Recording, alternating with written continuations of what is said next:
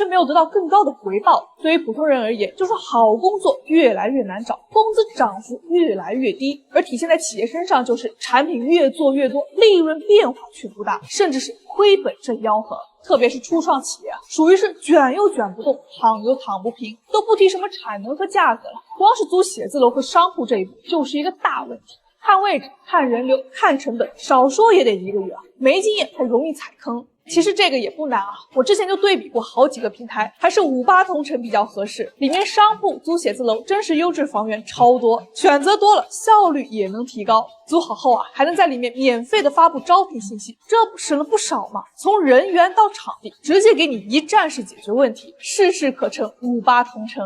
当然了，除了这些，反内卷的本质是让经济发展回归理性轨道，提振需求，拉升消费，让企业不能再依靠无底线的加班来堆砌业绩。